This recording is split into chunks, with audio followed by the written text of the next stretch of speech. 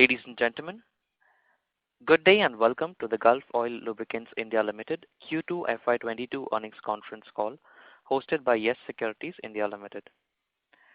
As a reminder, all participant lines will be in the listen-only mode, and there will be an opportunity for you to ask questions after the presentation concludes. Should you need assistance during the conference call, please signal an operator by pressing star then 0 on your touchtone phone. Please note that this conference is being recorded. I now hand the conference over to Mr. Nitin Tiwari. Thank you, and over to you, sir. Thanks, Aman. Good day, ladies and gentlemen. On behalf of Yes Securities, I welcome everyone to Gulf Oil Lubricants India Limited's second quarter FY22 earnings call.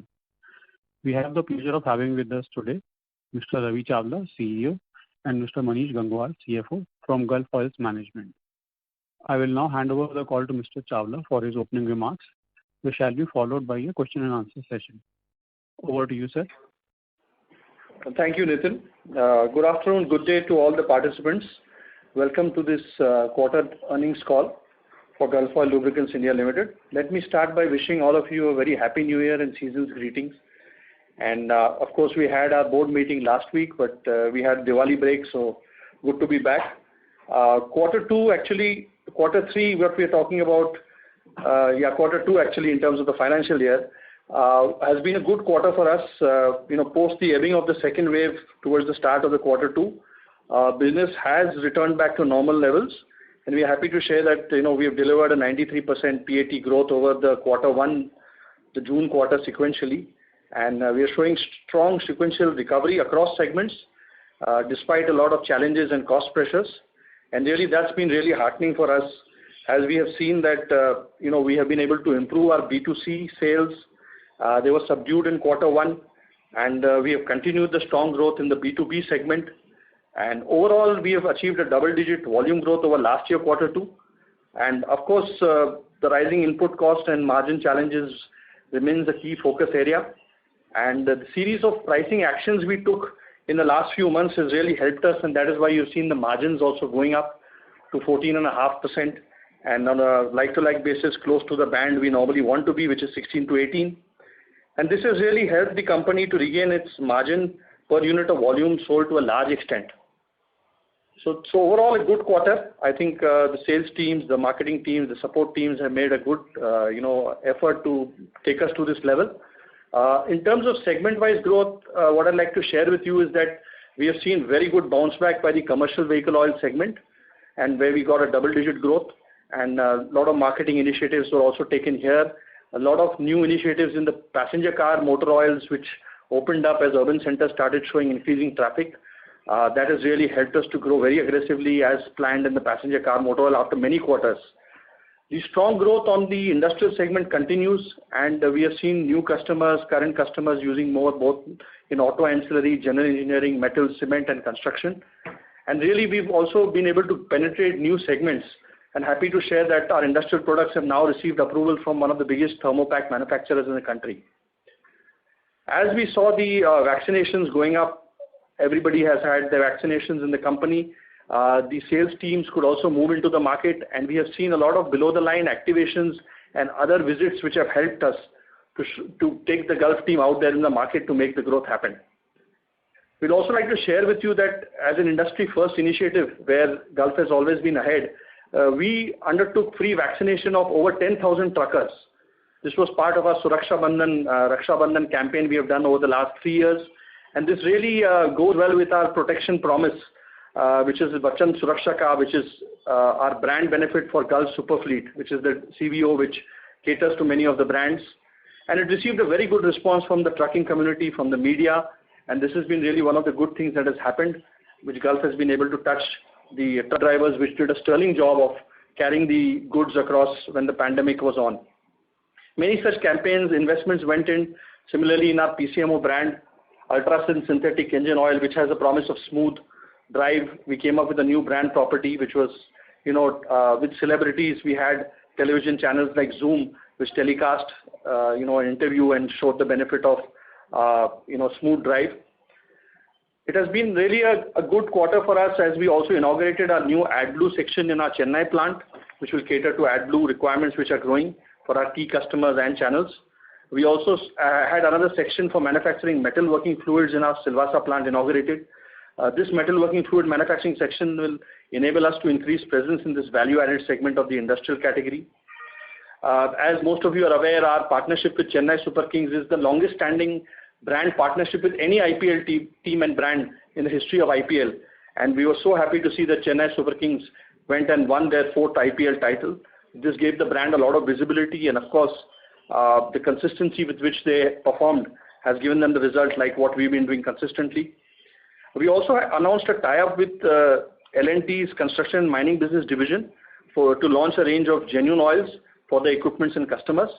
So with this, I think Gulf has strengthened its position in the OEMs within the construction segment, and we are sure such tie-ups will do well as India's infrastructure growth story will continue to grow at a faster rate over the decade. We also launched our global electric vehicles fluids range in India. This is now available here. These e-fluids include Gulf E-Elect range of coolants, brake fluids, driveline fluids, Gulf hybrid automatic transmission fluids, also fully electric fluids that are available in our Gulf Formula 0W20 fully synthetic engine oil. And now we are approaching OEMs and other customers who can look at these e-fluids. And as we have announced earlier, we'll be looking at other parts of the EV value chain, which will be the future, and we are working towards that. Just two more things I'd like to mention before handing over to Manish. Overall, as I mentioned, the double-digit growth that happened over last year's quarter, which actually was a very good quarter cost-wise, and this quarter we had challenges but still did well. So this has really helped us. The revenue growth has been excellent this quarter, obviously with the challenges we had. And what has really been heartening is that the B2C, B2B ratio was back to 60-40 in quarter 2. And this is a big improvement from quarter 1, where of course retail demand was curtailed. And this has really helped our margins to come back to normal levels. And we are sure that all segments which are showing a good demand will now really kick in as the markets have opened. That's all in terms of the highlights for this quarter. I'll now hand over to Manish to take us through some of the other details, what we achieved and what happened in the quarter. Manish, over to you. Thanks, Ravi. Good evening, everyone. I guess, on the top line front, we have already seen that the revenue of 533 crore has been highest ever for any quarter ever in the Gulf history. And with that, the profits are back to the normal levels which we have been seeing. The last year, quarter 2 was a very, very good quarter with a lot of pent-up demand because after the first wave, there was a lot of pent-up demand in the system. But in spite of that, we have achieved further 12% growth on that quarter and nearly 30% revenue growth over last year's September quarter. That's quite a good encouraging sign. And overall, coming back to the profitability level with EBITDA margins recovering to our normal band has been also a positive sign. Per liter EBITDA margins have also improved. Last quarter, we have highlighted in our call that a lot of price increases have been taken, and it takes some time to bring that price increase in the system. And you must have noticed from the results that with 33,000 KL volume now delivered for the quarter, our realizations have shown sequential improvement significantly and more than the cost increases. And hence, the per liter margins have gone up. And that is also encouraging. The only challenge has been the working capital, which is, you must have noticed from the cash flow that there have been an increase in the working capital because around 40% price increases happened overall during the last 6 to 8 months. And that increases our overall cost in terms of both raw material, finished goods, and with liquidity in the system being slightly lower, the receivables also went up. But overall, in terms of number of days, we are tracking around 120 days for gross working capital, and we continue to remain net debt free, and we continue to remain net cash positive for overall. So these are some of the other highlights we wanted to share with you, and now we can move to the Q&A session, please. Thank you. Thank you very much. Ladies and gentlemen, we will now begin the question and answer session. Anyone who wishes to ask a question may press star and 1 on the touchtone telephone. If you wish to remove yourself from the question queue, you may press star and 2. Participants are requested to use handsets while asking a question. Ladies and gentlemen, we will wait for a moment while the question queue assembles. Anyone who wish to ask a question at this time, they may please press star and 1.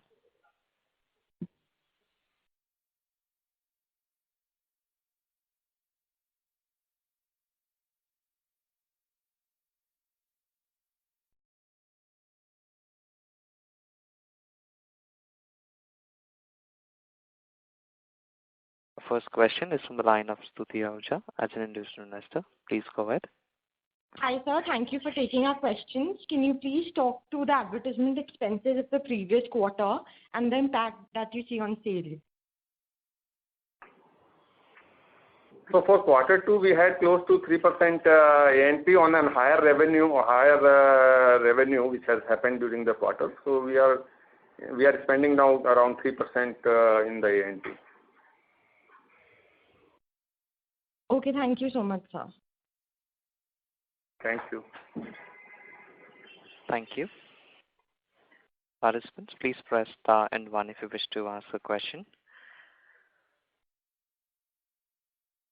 The next question is from the line of Arshia Keshav as an individual investor. Please go ahead. Yeah, thank you for taking in my question. So I just want to ask, sir, that what is the current split of our sales, by channel, that is the bazaar and OEM, and by consumption segment? So for the quarter, we are back to our 60-40 ratio which we used to have. So 60% is B2C and 40% is B2B. So that again has been one of the key highlights. As you will remember, the quarter 1 was, the retail sales were quite low. And as Ravi mentioned, the retail sales improved significantly during this quarter. So from 47% to 60% in B2C, that's a very healthy sign, and that led to also a lot of margin improvement. Overall, in terms of product mix, we are at, for quarter 2, our diesel engine oil was roughly around 35%. And personal mobility, which was a low in quarter 1, it bounced back to 21% in terms of our product mix, which is our usual range, 21-22%. Industrial sales as a percentage came down to 15%, which was high in quarter 1 because industries were working in quarter 1, if you will recall. And retail was more or less closed in April and May. So industrial is now at 15%, which is again our usual range, and others are at 29%. So that's our overall mix. Personal mobility, as we highlighted, is 21%, back to near normal where we were, and with a 62% increase over quarter 1. I hope it gives a clear picture of overall mix. Thank you. Yes, thanks a lot, sir. Thank you. The next question is from the line of Rohit Kadam from Interest Family Office. Please go ahead. Hi, sir. Thanks for taking my question.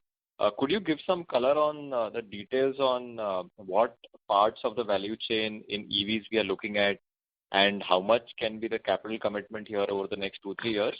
And is this going to be a purely organic foray, or it will be via partnerships? Yeah, so Hemal, as we have mentioned, Ravi Chawla here. See, we have invested in a charging company globally called Indra Renewables. This is a UK-based company with a good share in the home charging market.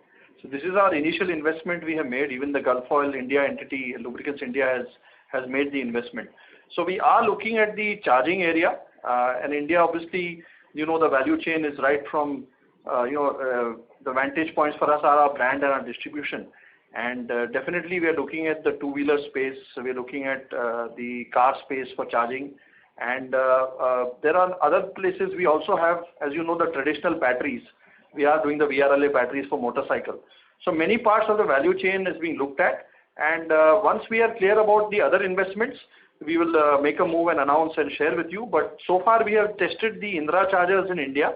The testing is on now as a pilot. And we are also talking to other people who want to leverage our distribution touch points. So at the moment we can share this, but definitely it will be both organic and inorganic. More inorganic because there's a knowledge base here which is required. So there are a number of proposals. Manish, you want to add? No, I think at this stage we can say that there is a lot of work happening in that space, and we are looking at every part of the value chain where Gulf, with our strength of brand, OEM relationship and distribution, we can play. I think at this moment, but as soon as we finalize more things, we will announce. And EV fluids anyway we've announced. We have launched them. So EV fluids, we are now approaching the OEMs.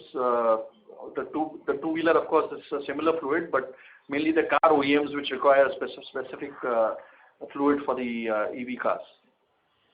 Sure. Sir, and one more follow-up. Globally, are we already supplying EV fluids to any of the OEMs?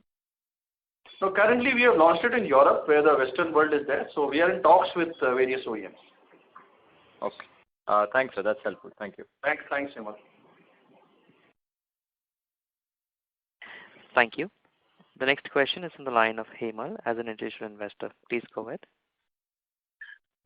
Thank you, sir, for taking my question.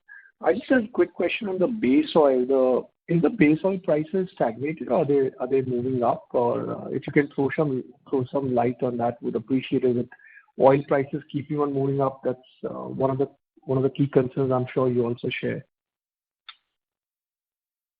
So base oil is quite stabilized at this moment, and in spite of this recent crude rally which has happened from $70 to now really around $84-85. This time, the base oil has not reflected. Of course, it takes sometimes 2-3 months to reflect. But what we are reckoning is that this period was an unusual period where base oil moved up quite sharply when crude was also stable for the entire 7-8 months earlier. So the reaction of this crude rally this time may not be reflected fully on the base oil. Rather, we have seen some downward trend in base oil over the last 1.5 months. So that's a positive for us, and we hope that with that we will be able to stabilize the margins. Well, that's great. And in terms of demand for the Q2, as you said, you did 33,000 kilotons. Do you see demand further improving in this quarter of October, November, December? Or is it like more similar to Q2 numbers in volume? See, while we have seen the last 18 months, it's been quite, last year, quarter 2 was a lot of pent-up demand. This year, we are seeing more stable demand. So we are seeing most of the segments we mentioned, CVO, commercial vehicle, car growth was there. We see stable demand conditions, and I think that is good for the industry overall. Industry sees good demand across segments. The only segment which came down obviously was the OEM factory fill, which is also picking up now. So I would say all segments are doing well. Infrastructure is doing well. Industrial B2B is doing well. Even in the retail, yes, you see festival season is just over. So generally October, November, December also is a good quarter in terms of overall consumption. So I think that's urban centers are opening up. So good stable demand is what I would summarize it in. And I'm sorry, can I ask one more question? Is that okay? Yeah, please go ahead. So do you believe the price rises that you have taken in the last 7, 8, 9 months, have they all been reflected in this quarter, or do we expect more in the next coming quarter also to be reflected so that we have better margins going forward? You see, most of the price increases were taken till month of June. And over a period of time, I think we have had full realization of the price increases. Of course, the formula-linked price increase in the B2B and OEM segment will keep changing every quarter depending on how the base oil and the global indices move.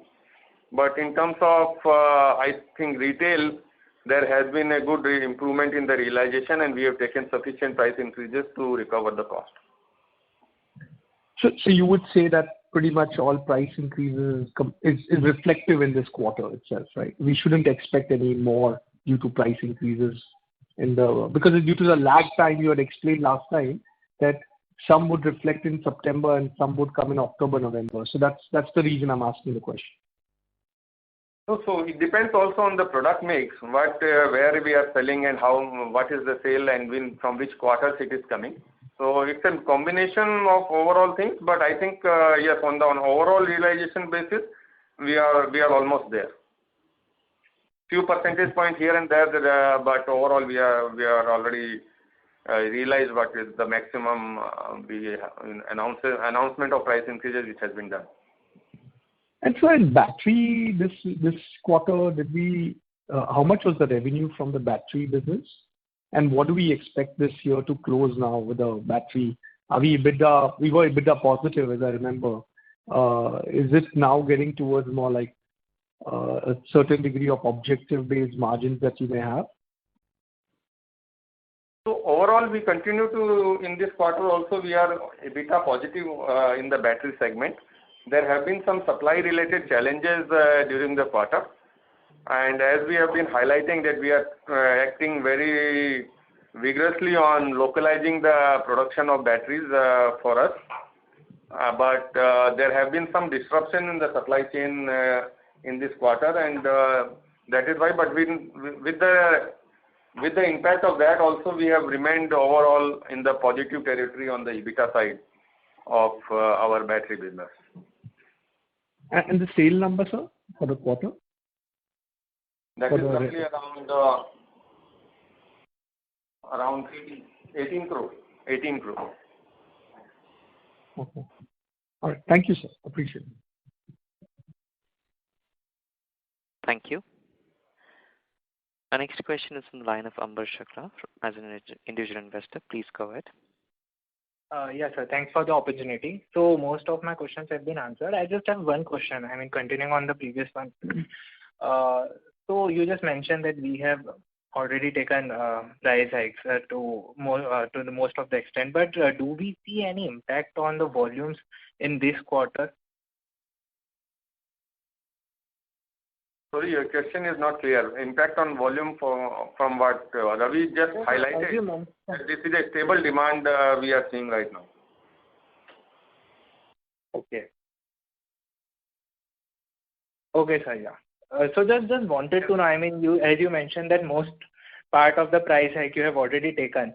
So and despite being there, the demand was already stable. So any kind of impact from the volume just because of the price hike perspective, I'm asking.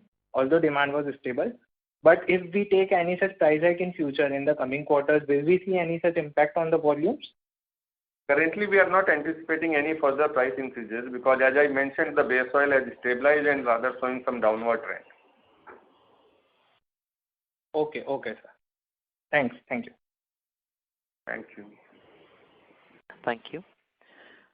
A reminder to our participants, please press star and 1 if you wish to ask a question.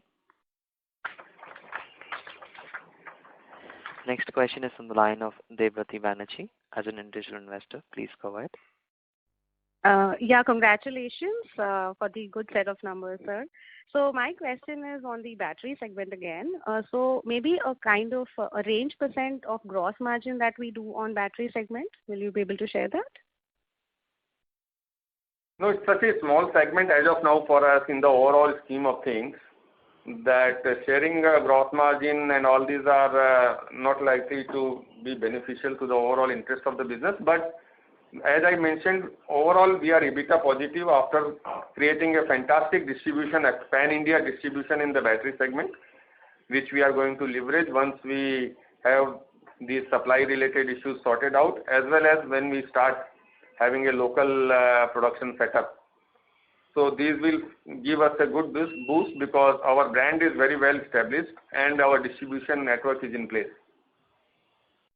Absolutely. So if I can squeeze in one more question in terms of capex. So what do we foresee in the next quarter in terms of capex spend? Investment. Our usual capex is in the range of around 10 to 15 crore, and we will be within that overall for the full year. Okay, sure. Thank you so much. Thank you. Thank you. Any participants who wish to ask a question at this time, they may please press star and 1.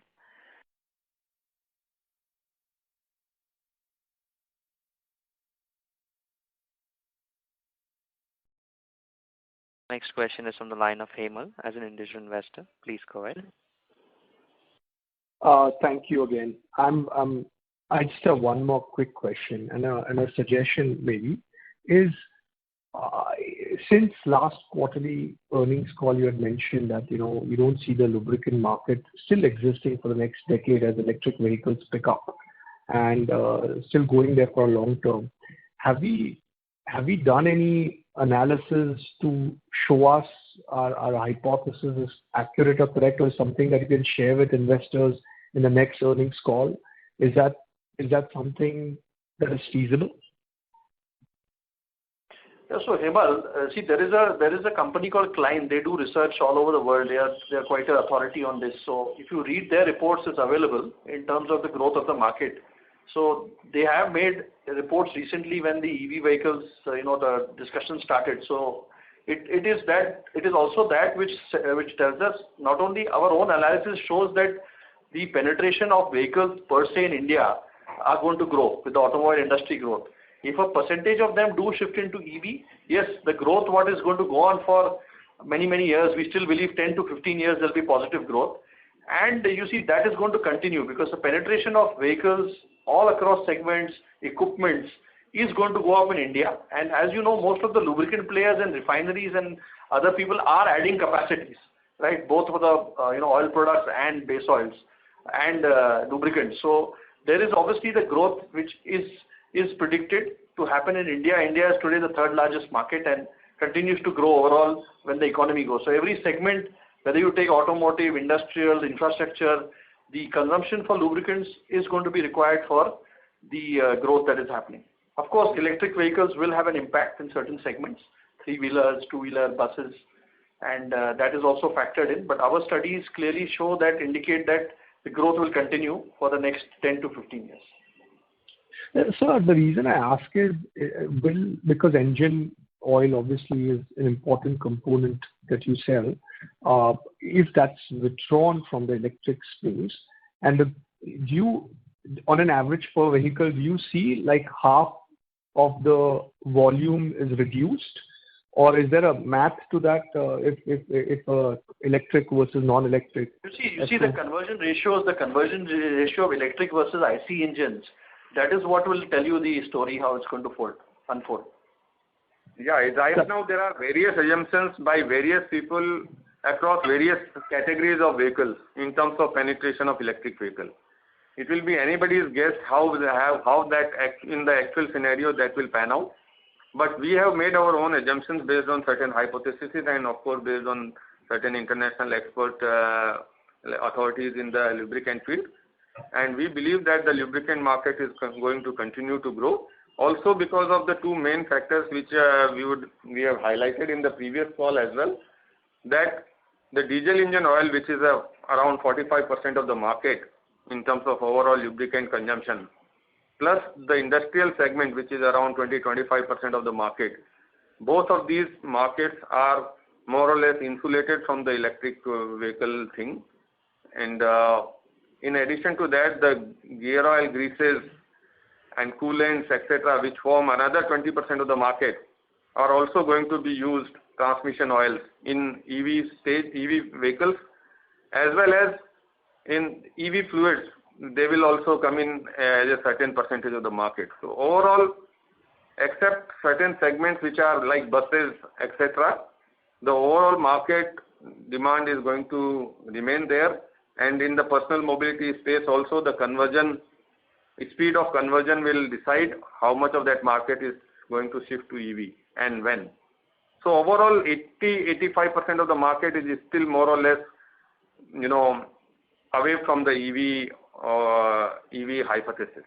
So that's what we have been highlighting in our call, and that's what we would continue to highlight, that we have to really be watchful, but we believe that for the next 10 to 15 years, the lubricant overall market will continue to grow, especially the manufacturing push which government is now giving with a lot of PLI in various sectors.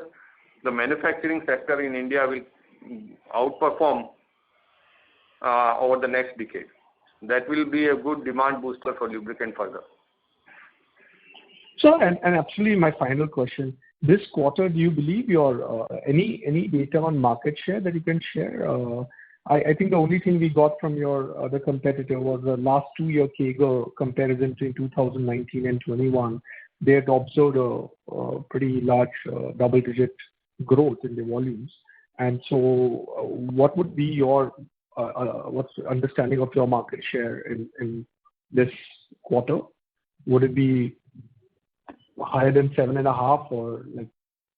We have grown 12% overall in terms of YOY for the quarter, and certainly market has not grown 12%.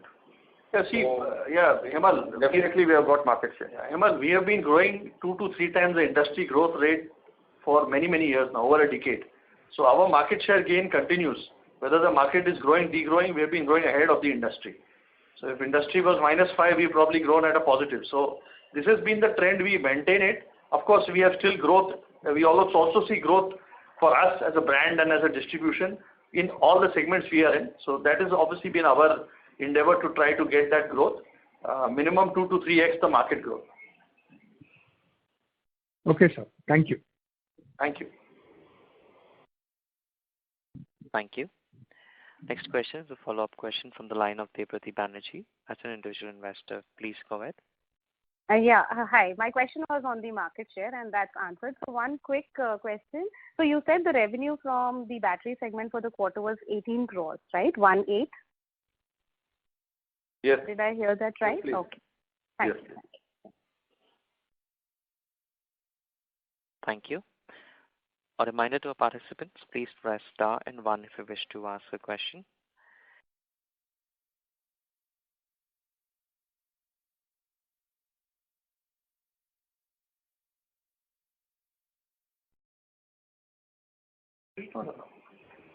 She has shares in. Ladies and gentlemen, please press star and 1 if you wish to ask a question.